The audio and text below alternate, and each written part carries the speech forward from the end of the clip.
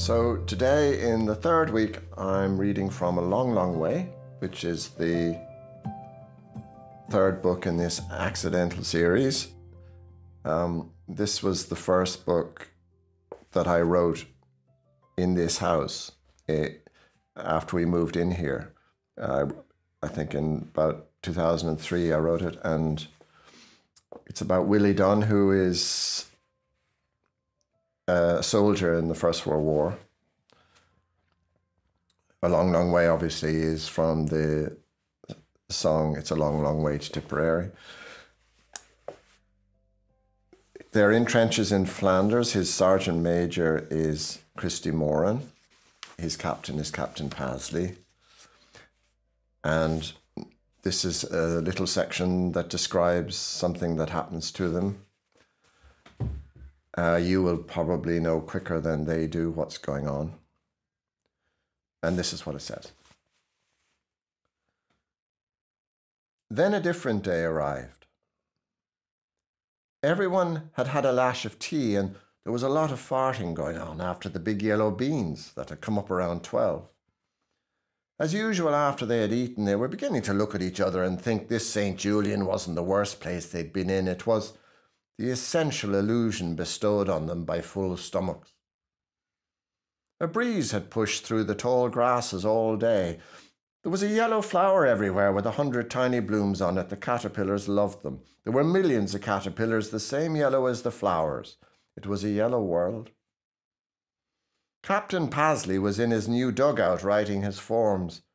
Every last thing that came in and every last thing that went out was accounted for, items and bodies. Captain Pasley, of course, was obliged to read all the letters the men sent home, and he did, word for blessed word. He thought it might break a man's heart to read them sometimes. There was something awfully sad about some of the soldiers' letters. They didn't mean to make them sad, which gave their efforts to be manly and cheerful a melancholy tinge, but it had to be faced. God help them, they were funny enough efforts sometimes. Some men wrote a letter as formal as a bishop. Some tried to write the inside of their heads, like that young Willie Dunne. It was a curiosity. The yellow cloud was noticed first by Christy Moran because he was standing on the fire step with his less than handy mirror arrangement, looking out across the quiet battlefield. That little breeze had freshened, and it blew now against the ratty hair that dropped out of Christy Moran's hat here and there. So the breeze was more of a wind and was blowing full on against Christy's hat and mirror, but it was nothing remarkable. What was remarkable was the strange yellow-tinged cloud that had just appeared from nowhere like a sea fog. But not like a fog, really. He knew what a flaming fog looked like, for God's sake, being born and bred near the sea in fucking Kingstown. He watched for a few seconds in his mirror, straining to see and straining to understand. It was about 4 o'clock, and all as peaceful as anything. Not even the guns were firing now. The caterpillars foamed on the yellow flowers. And the grass died in the path of the cloud.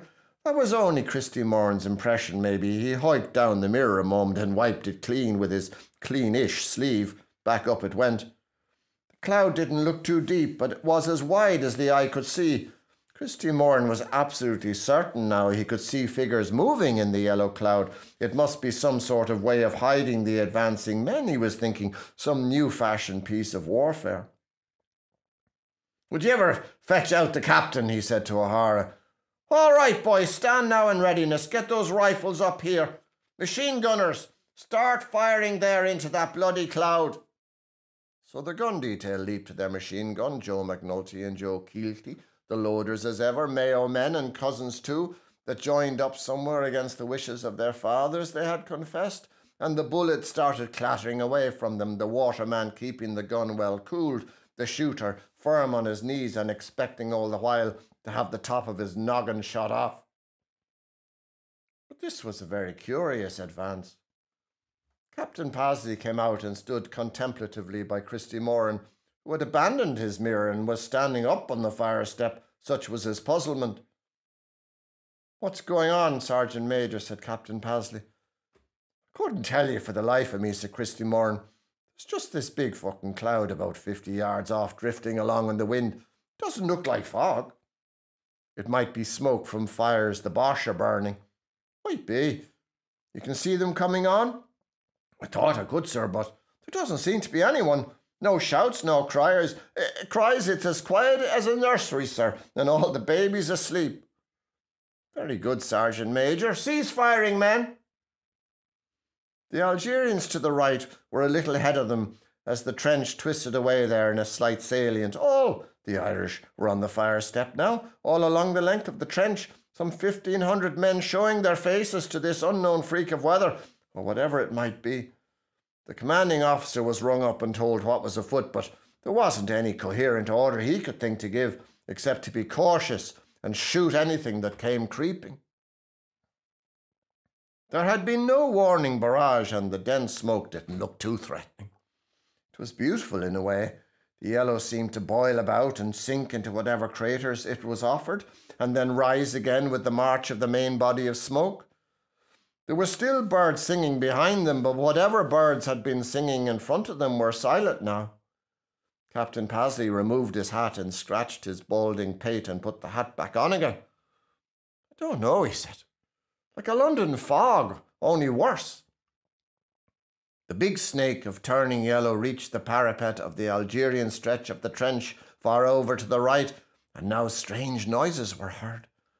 The soldiers seemed to be milling about haphazardly as if invisible soldiers had fallen in on them and were bayoneting without restraint. That wasn't a good sound. The colonial men were roaring now, and there were other frightening cries as if the unseen horde were throttling them. Of course, the Irishmen could not see into the trench as such, but in their mind's eye ferocious slaughter was afoot. Those men from country districts must have thought of pookas and fairy hordes, because only such tales of childhood and firesides seemed to match these evil miracles. Horrible laments rose from the affronted Algerians. Now they were climbing up the parados and seemed to be fleeing back towards the rear. The smoke came steadily on. "It's the smoke," said Captain Pasley. "There's something wrong with the smoke, gents." Now, in his old house at home in Wicklow, there were 7 fireplaces, and 2 or 3 of them were as leaky as old buckets, and when they were lit, smoke poured forth into the bedrooms above them, and that was an evil smoke, but it would not drive you back as if you were cattle, as was happening to those poor men of Algiers, now for some reason tearing off their uniforms and writhing on the ground and howling. Howling was the word for it. The Dublin Fusiliers took the smoke at the furthest right tip beside the Algerians. Exactly the same thing happened. Now the men were possessed of an utter fear of this dark and seemingly infernal thing creeping along, seeming to make the grass fizz and silencing birds and turning men into howling demons. On instinct the men pushed down along the trenches. Anyone would do in the same circumstance, crowding into the next stretch suddenly, so that the men there for a moment thought they were being attacked from the turn of the trench. These men in turn were panicked and poured on into the next section, and because the line of the trench was at only the slightest of angles to the line of the smoke, they had to move proportionately faster to keep ahead of it. Soon the 3rd and 4th stretches were in a hopeless tangle, and the smoke poured in upon them. In the sudden yellowy darkness, awful sounds sprang up like a harvest of hopeless cries. O'Hara started to scramble up the parados behind. It was only Christy Moran's bark that made him stop. The sergeant major looked at the captain. Captain Pasley's face had turned the colour of a sliced potato. There was the same bloom on it also of damp. "I need to ring headquarters and ask them what to do. What is this hellish thing?" "No time for that, sir," said the sergeant major. "Can I let the men fall back, sir?" "I have no earthly orders for such a thing," said Captain Pasley. "We are to hold this position. That's all there is to it." "You won't hold nothing against that smoke, sir. Best to fall back to the reserve trenches anyhow. There's something deathly and wrong." But before such a sensible conversation could continue, the smoke was slipping down the parapet about a dozen yards ahead, itself like dozens and dozens of slithering fingers, and there was a stench so foul that Willie Dunne gripped his stomach. Joe McNulty came tumbling down from his emplacement, gripping his Mayo throat like a dog done in by poison meant for rats. "Get the fuck out," said Christy Moran. "All right," said the captain. "I'll hold the fort here, Sergeant Major." You will on your fucks or begging your flaming pardon. Come on!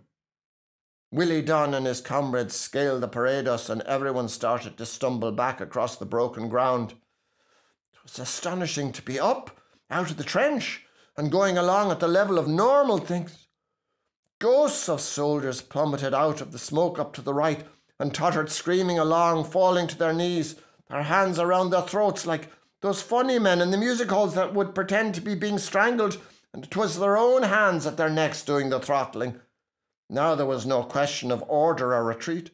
The soldiers that had not had a dance with the smoke just went tearing away towards what they hoped was safety.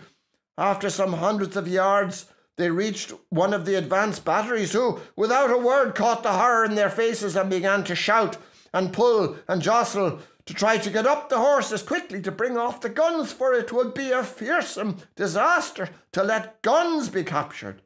But it was all aspiration when the scores and scores of suffering men were beheld, staggering towards them like an insane enemy. The artillerymen scarpered too. There was nothing else to be done. Anyone that lingered tasted the smoke, felt the sharp tines in his throat raking and gashing, and he was undone. Now and then, miraculously, a man seemed to run unscathed from the gloom, running all the faster for his escape. Rifles were scattered now across the pounded fields, as if some proper battle were being fought after all. Willie Dunne ran with the rest. There was a bottleneck ahead, where the ground had been fought over a few weeks back, and the men had to get up on a rough road to make any progress at all. This, of course, engendered the wild fear of being prevented from escaping at all, and still the vile smoke came on behind. Men were slushing into craters to try to swim across, and could not get up the other blessed side. No act of virtue or rescue was possible. Every man had to do for himself.